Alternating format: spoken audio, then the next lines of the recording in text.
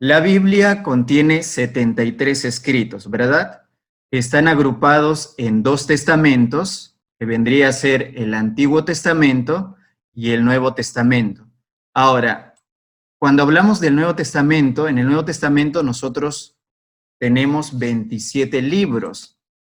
Y lo que sería el Antiguo Testamento, estaríamos hablando prácticamente de la literatura judía. Es decir, a ver si ustedes en casa, si están con la Biblia en la mano, ubíquense en el Evangelio de Mateo, que es el primer texto del Nuevo Testamento. ¿Verdad? Tenemos el Evangelio de Mateo y toda la otra parte que antecede al Evangelio de Mateo es el Antiguo Testamento.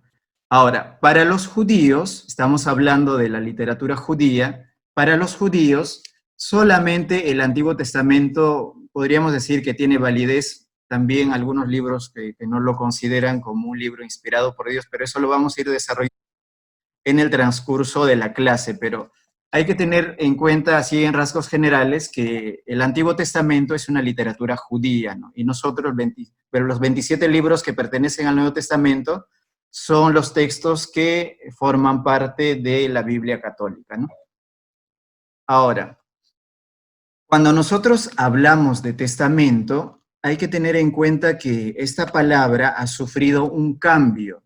A veces se preguntarán, ¿pero qué es testamento? Ya, la Biblia está dividido en dos testamentos, Antiguo y Nuevo Testamento, pero ¿qué se entiende por testamento, no? Para esto hay que analizar desde los orígenes de la palabra testamento. Primero, en hebreo, la palabra berit se traducía como alianza o pacto. Ya, estamos hablando del testamento en el término hebreo, berit, alianza o pacto, y esto ha ido evolucionando en el idioma griego, diateke, que significa última voluntad, que está relacionado a lo que uno va a dejar, a la herencia, a la última voluntad, lo que vas a dejar para tus hijos, etc. Y posteriormente evoluciona en el idioma latín como testamento.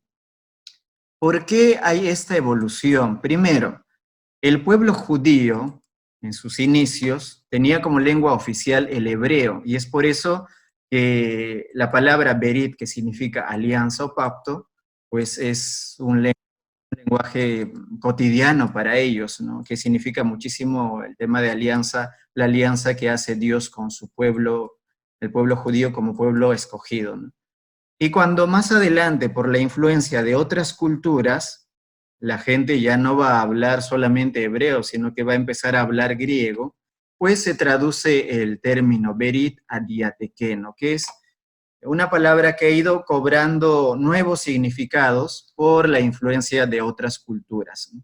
Entonces, vemos el paso, ¿no? Cómo desde lo que significaba alianza o pacto pasa a significar lo que denominamos actualmente testamento, la última voluntad, ¿no? Lo que han dejado los grandes patriarcas, lo que han dejado la gente que tuvo relación personal con Dios, ¿no? Entonces, para comprender un poquito más el término testamento, de dónde viene, ¿no? Porque a veces nosotros aprendemos, ya la Biblia tiene 73 libros divididos en Antiguo y Nuevo Testamento, pero nunca a veces nos preguntamos de dónde viene esa palabra testamento, ¿no? Entonces, les vengo diciendo esto, ¿no? Primero, en hebreo significaba berit, luego en griego diateke, que tiene que ver con la última voluntad, y posteriormente evoluciona en el latín como testamentum, ¿no? Que está muy ligado al término griego última voluntad. Ahora, hablábamos de que el Antiguo Testamento es una literatura judía. Ahora, los judíos consideran Biblia el Antiguo Testamento. Así, a grandes rasgos, para poder comprender, nosotros tendríamos que decir que los judíos comprenden o consideran como Biblia el Antiguo Testamento. Y nosotros, pues, tenemos el Antiguo Testamento más el Nuevo Testamento, ¿no? En la diapositiva pueden observar esta figurita que estoy señalando, que es la Tanakh, que es la Biblia de los judíos, es lo que ellos leen, lo que ellos meditan, son los escritos propios judíos que ellos pues utilizan en su vida cotidiana, ¿no? A diferencia de nosotros los cristianos que tenemos como añadido, como complemento, lo que es el Nuevo Testamento, que vendrían a ser los libros que propiamente pertenecen a nosotros. Ahora también algunos datos importantes con respecto al mundo judío. ¿Por qué hablamos del mundo judío? Tal vez se preguntarán ustedes.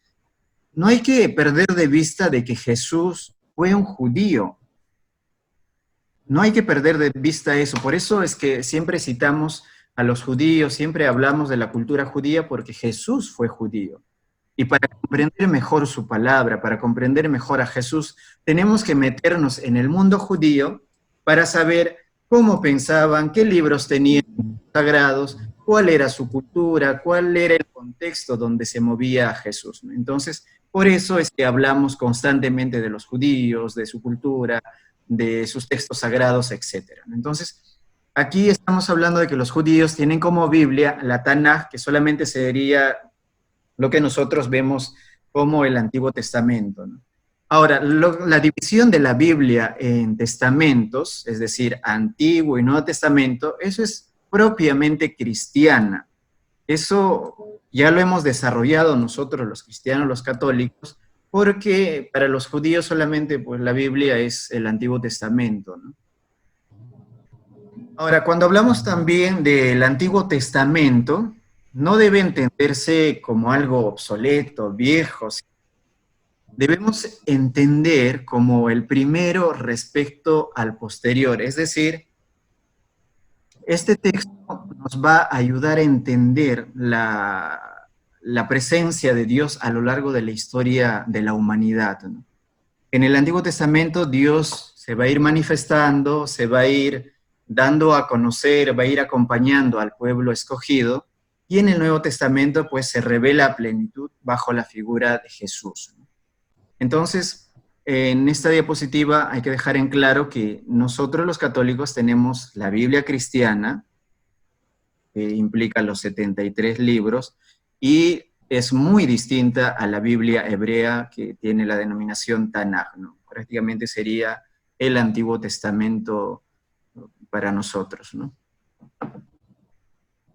Ahora, cuando en el texto bíblico tal vez ustedes se han encontrado con algunos pasajes que dice escrituras, cuando hace referencia a los evangelistas al término escrituras, no se refiere al Nuevo Testamento, sino se está haciendo referencia al Antiguo Testamento.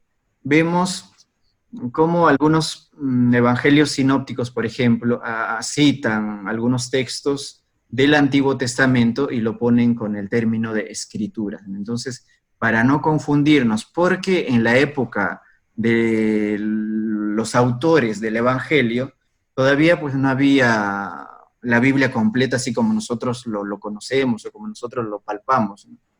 Porque esto es una construcción posterior, porque desarrollo en el sentido de que los primeros cristianos, los primeros apóstoles que han sido testigos oculares de la presencia de Jesús, de sus milagros, de sus hechos, han ido muriendo. Entonces, para que no desaparezca esta tradición, estos hechos, estos sucesos que han visto los primeros apóstoles, discípulos, pues hubo la necesidad de poner por escrito, ¿no? Entonces, con esto vengo a decir de que el Antiguo Testamento, pues, en la época de Jesús no estaba escrito, ¿no? Solamente regían los textos hebreos, ¿no?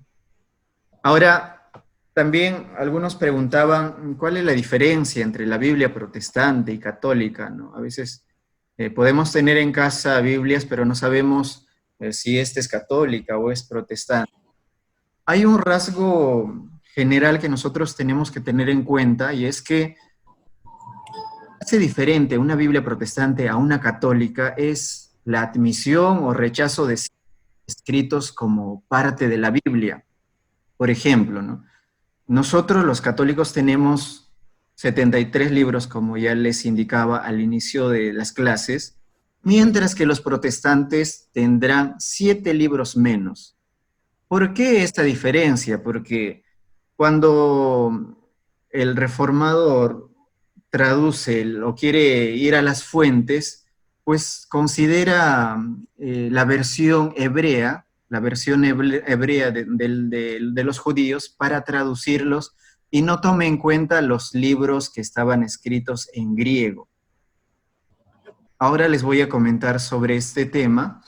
Y cuando hablamos del orden de los escritos en la Biblia como contenido general de los textos bíblicos, así como nosotros vemos la Biblia que está bien estructurado desde el Génesis, que va avanzando a los otros escritos, Salmos, los Evangelios, para finalmente terminar con el Apocalipsis, el orden no quiere decir que de esa forma se escribieron los textos, es decir, no quiere decir que el libro del Génesis ha sido el libro más antiguo, ha sido el libro que ha sido escrito como primer libro dentro del conjunto de libros de la Biblia, ¿no? Sino que la Biblia, el orden que está estructurado actualmente, tiene que ver con temas y géneros literarios a lo que responde esta estructura que nosotros vemos actualmente, ¿no?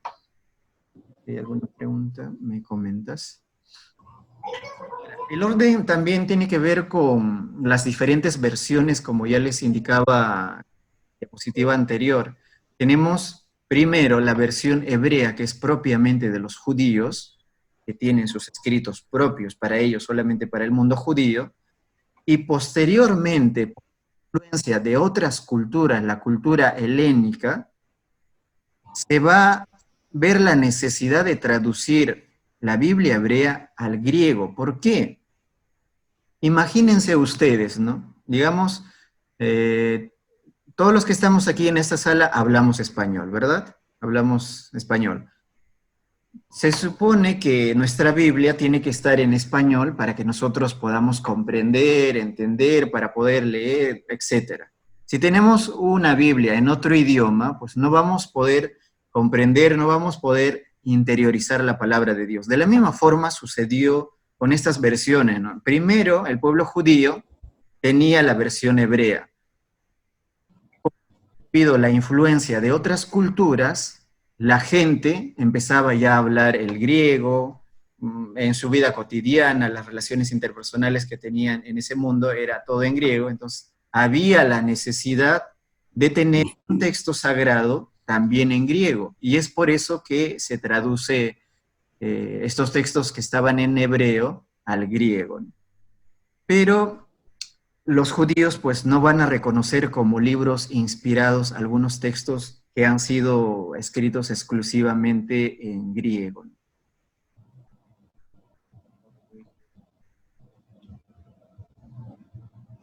Ya al final me haces acordar.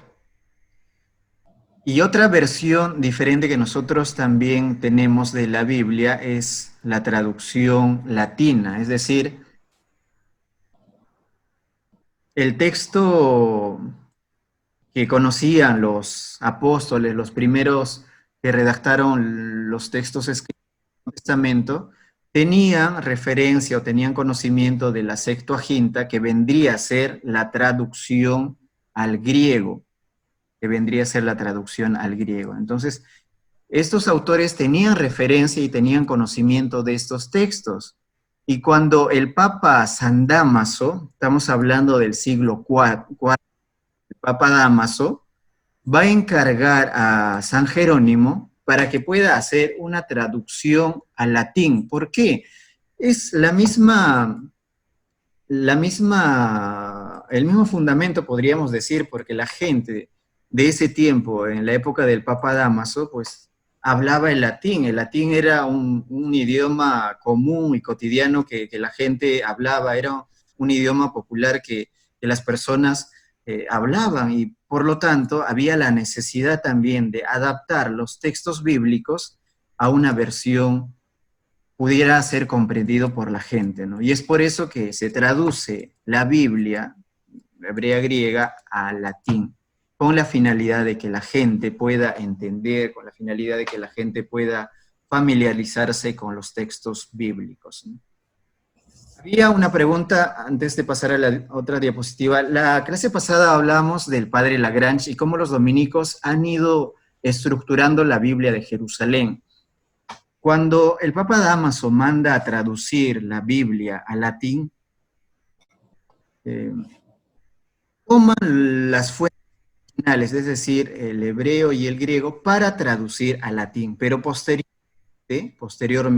la Biblia en latín traducida por San Jerónimo se había considerado como uno de los referentes para que a partir de ese texto bíblico se vayan haciendo las diferentes versiones de las Biblias que se iban conociendo. Pero el texto bíblico en latín ha sido pues una obra encargada, como les decía, por el Papa San Dámaso en el año 382. Estamos hablando del primer texto que ha sido traducido al latín. Posteriormente, bueno, aquí vamos a ver el desarrollo de este texto. El texto más antiguo que nosotros podemos encontrar de los libros sagrados no tenían títulos, no tenían versículos o no estaba estructurado como nosotros actualmente lo conocemos. Es decir, nosotros tenemos aquí, está dividido en capítulos, está dividido en versículos, tiene algunos temas, etc. La Biblia no ha surgido así como nosotros lo estamos tocando, palpando actualmente. Esto tuvo un desarrollo, ¿no? Y el Códice Vaticano del siglo IV, que es lo que estamos mostrando aquí en las diapositivas, este texto está en griego, este texto que están viendo ustedes. Ese texto ha sido escrito de corrido. Pueden ver, miren, no está separado por capítulos, por versículos, ¿no? Pero ya desde este código del Vaticano en el siglo IV va a haber algunas marcas, tal vez pueden presenciar ahí algunas marcas como divisiones para poder comprender mejor los textos bíblicos. Ahora, estas marcas que se encontraban en el Códice Vaticano en el siglo IV no es la misma división que nosotros conocemos en los evangelios, en los textos bíblicos que actualmente manejamos, ¿no? Es totalmente distinto. Las divisiones que ellos hacían en este primer texto del siglo IV es totalmente distinto, pero ya se iba estructurando, ya se iba formando las pautas, se iba clasificando los textos bíblicos para que pudieran comprender mejor el texto bíblico, ¿no? Ya posteriormente, Stephen Lapton va a dividir los escritos de la Biblia en latín en capítulos. Preguntarán, ¿quién es este señor? Este señor ha sido un cardenal católico que va a ver la necesidad de estructurar o de dividir los escritos de la Biblia en capítulos para poder comprender mejor, para poder estructurar los textos bíblicos y así también dividir de la mejor manera, ¿no?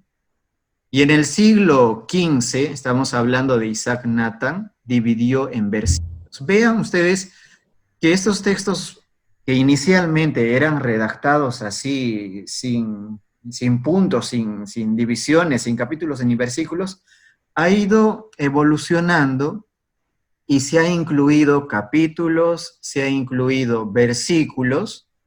En el siglo XV, miran, hace poquito, no es hace mucho, en el siglo XV, Isaac Nathan dividió en versículos que era un rabino, era un judío rabino. El primero que dividió los escritos en capítulos es un cardenal católico, Stephen Lapton, que va a dividir en capítulos. Posteriormente, un rabino judío va a dividir la Biblia en el siglo XV en versículos. Ahora, en el año 1528 recién se va a imprimir la Biblia traducida al latín de Sante Pagnino. Aquí el tema es muy interesante porque hablamos en la clase pasada del padre Lagrange y la Escuela Bíblica de Jerusalén, que permitió pues que nosotros pudiéramos tener el texto bíblico de Jerusalén, ¿verdad? En el año 1528, otro dominico, que es Sante Pagnino, va a ser el segundo autorizado oficialmente por la Iglesia para traducir los textos originales del hebreo, del griego, al latín. Y va a ser imprimida la Biblia en ese mismo año 1528. Se va a imprimir la Biblia, pero con la traducción hecha por este dominico Santes Pagnino. Entonces, hay que también situarse en ese contexto, ¿no? 1500 y tantos, estamos hablando de los años cuando se inventó, pues, la imprenta, ¿no? Entonces, en ese contexto también surge la impresión de la Biblia en latín por este dominico que ha traducido los textos bíblicos de las fuentes originales. Ya en el año 1558, Robert Stiene va a publicar el Nuevo Testamento griego con su división en versículos y correspondientemente también con sus capítulos. Entonces, vemos cómo ha ido evolucionando los textos bíblicos desde lo que era inicialmente, ¿no? Pueden ver en las diapositivas, ¿no? Ese texto bíblico que les muestro como una foto, así eran los textos bíblicos. Entonces, poco a poco se ha ido estructurando, le han puesto capítulos, le han puesto versículos, y en esto mucho tuvo que ver los cardenales, los conocidos en Biblia, para ir estructurando mejor los textos para que nosotros pudiéramos comprender. Y también para complementar la pregunta que nos hacían, ¿cuál era la diferencia o cuál era de cómo nos decía una de las hermanas, cómo se diferencia la Biblia de Jerusalén del texto de San Jerónimo? Algo así nos preguntaba la hermana, ¿no? Lo que pasa es que el texto de la Biblia de Jerusalén lo que pretende es ir a los orígenes, es decir, a los textos originales que estaban en hebreo y en griego, para traducirlos directamente al idioma que nosotros hablamos. Lo que pasa es que había otros autores que utilizaban la traducción de San Jerónimo, la traducción de San Jerónimo al latín, para hacer a partir de ello las diferentes versiones que nosotros conocemos en la Biblia. Entonces, lo que hace el dominico Lagrange y la Escuela Bíblica de Jerusalén es ir a las fuentes, a la fuente hebrea, a la fuente griega, que son los dos idiomas, y también el arameo, que han sido escritos los textos bíblicos para traducirlo directamente.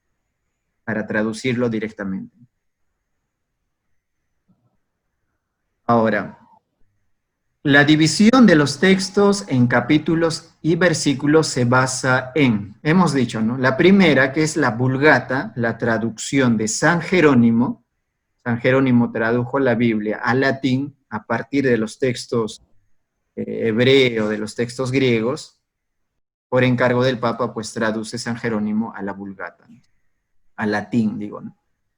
Las Biblias actuales que nosotros conocemos son traducciones de los textos en lenguas originales, ¿no? Por ejemplo, este texto que les estoy mostrando, la Biblia de Jerusalén, es una traducción hecha de los textos originales. Los textos originales, como ya les indiqué, están escritos en hebreo y están escritos en griego.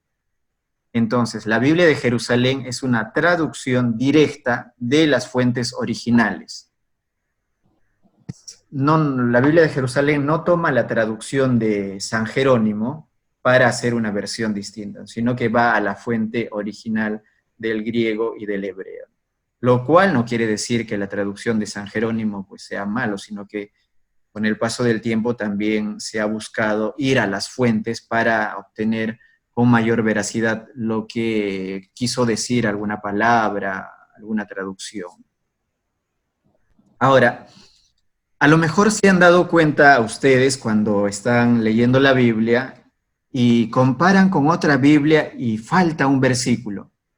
Y se preguntarán, ¿por qué falta un versículo? ¿Es que acaso mi Biblia está mal impresa o falta algo, o es protestante, etcétera? Lo que pasa es que esto se debe a las diferentes versiones o traducciones que se conocen. Hablamos de que algunas Biblias toman como referencia la Biblia traducida al latín de San Jerónimo toman como referencia para hacer una traducción a las lenguas que nosotros hablamos, ¿no? Es decir, a lo mejor habrá pues una Biblia traducida al español que ha tomado como fuente la Biblia de San Jerónimo, la traducción de San Jerónimo al latín y ha traducido al idioma que nosotros hablamos.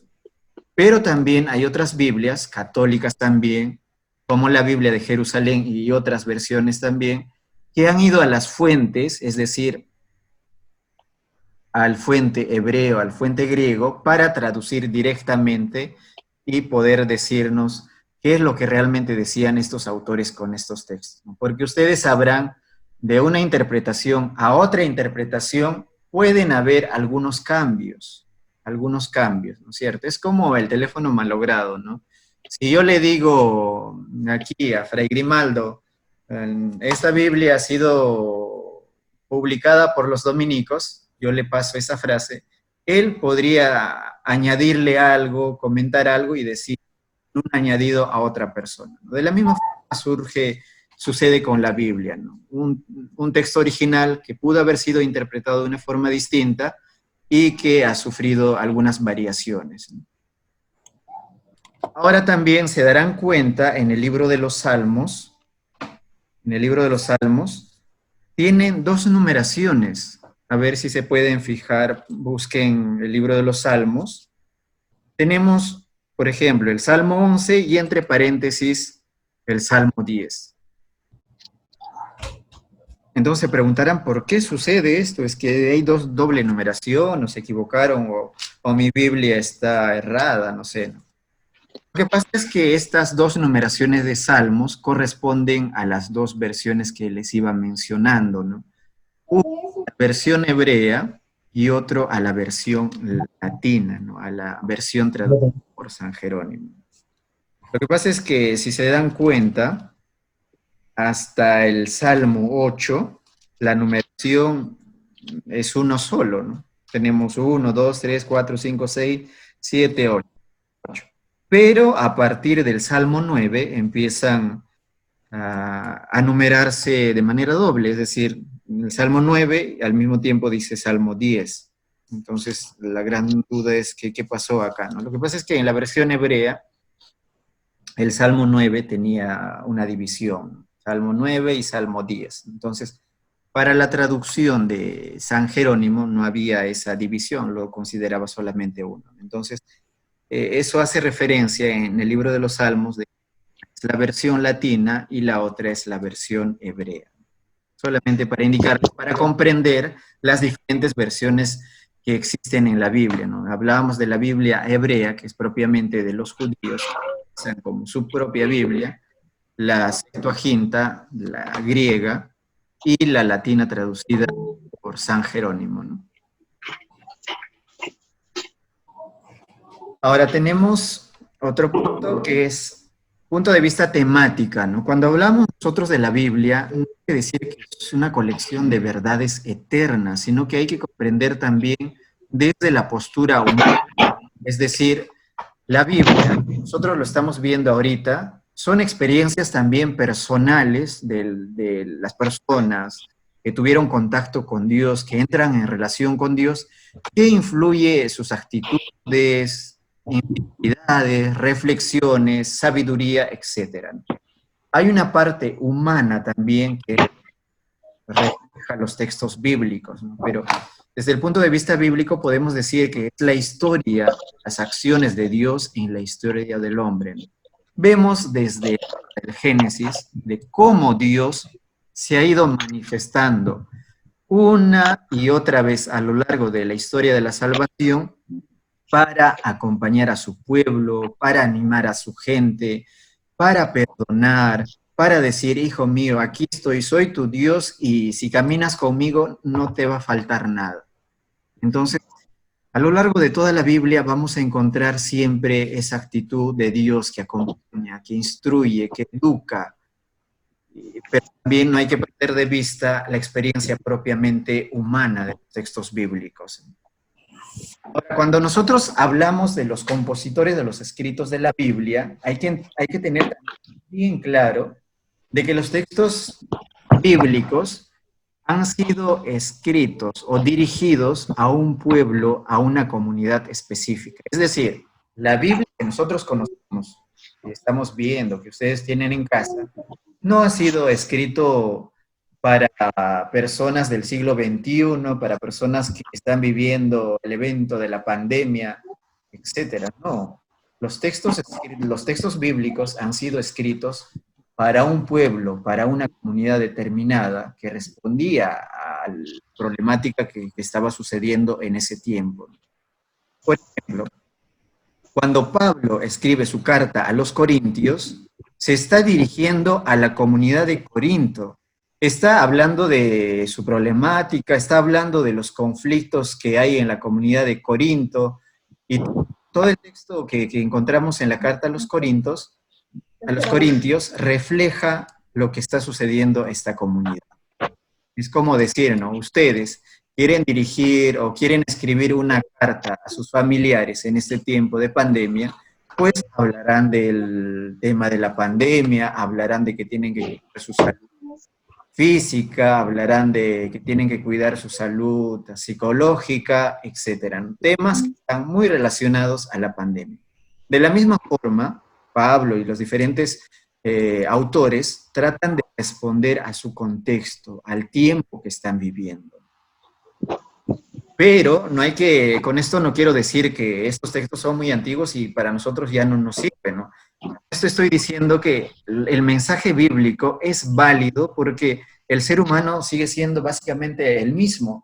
Nosotros nos preguntamos quién soy yo, a dónde voy, cuál es mi destino, cuál es mi fin, Dios, ¿dónde estás? ¿En qué momento actúas? Las preguntas son los mismos, son las mismas. Las preguntas es la misma, ¿no? A pesar de que ha pasado más de 2000 años, el hombre sigue cuestionándose, sigue preguntándose lo mismo. Por eso los textos bíblicos son válidos y nos dicen algo en nuestra vida cotidiana actual. Ya para ir finalizando, cuando nosotros hacemos referencia al Antiguo Testamento, a veces podemos entender o pensamos automáticamente como la historia sagrada de los grandes héroes que actuaron en el pueblo de Israel. Hablamos de Sansón, de Moisés, de Noé, etcétera, ¿no?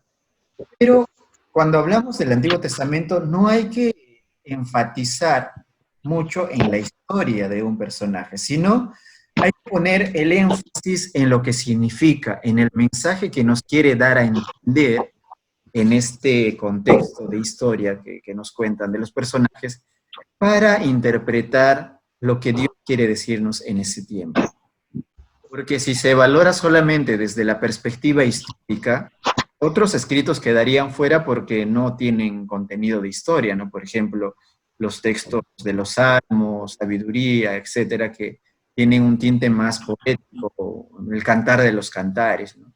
Entonces, no podemos solo enfocarnos desde la parte histórica, ¿no? Hay que ver la Biblia en su conjunto y ver el significado, el mensaje que Dios quiere darnos a conocer en estos eventos, en estos hechos históricos que sucedieron, o en estas historias que nos cuentan, ¿no? De Moisés, de Noé y de otros personajes tan importantes para el pueblo judío, ¿no?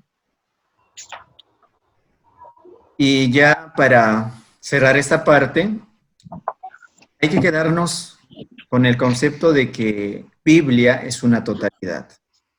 El denominador común de la Biblia, de todo el texto bíblico, de todo el texto sagrado, es que expresa la relación de diálogo entre Dios y los hombres. Si una parte del texto bíblico, van a encontrar que siempre Dios va a hablar al hombre. Y el hombre va a responder también con sus actitudes, con sus acciones, etc. Siempre va a haber esa relación de Dios y el hombre. El hombre le pide, le clama a Dios y Dios responde. O Dios toma la iniciativa para intervenir en la historia del hombre, para salvar, para acompañar, etc. ¿No? Siempre va a haber la relación de diálogo con el hombre. Y nos hace recordar también la Biblia en su conjunto, en su totalidad,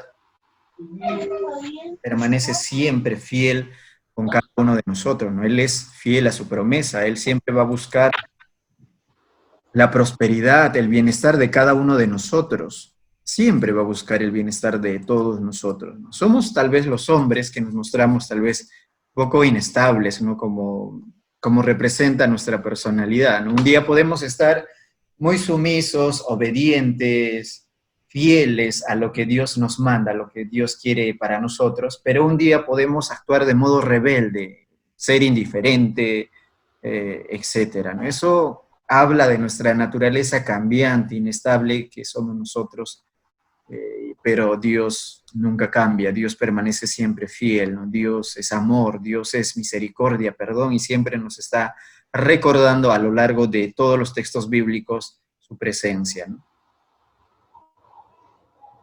Y, bueno, termino con el Nuevo Testamento, que vendría a ser la expresión plena de lo que Dios quiere hablarnos, es decir, manifestar la voluntad salvífica de Dios en la persona de Jesús.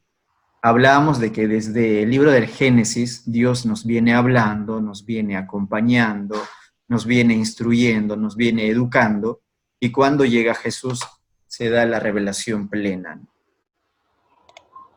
Bueno, muchísimas gracias. Ahora vamos a pasar, sé que tienen algunas preguntas, comentarios para poder responder, y estamos aquí para aprender y seguir fortaleciendo nuestra fe.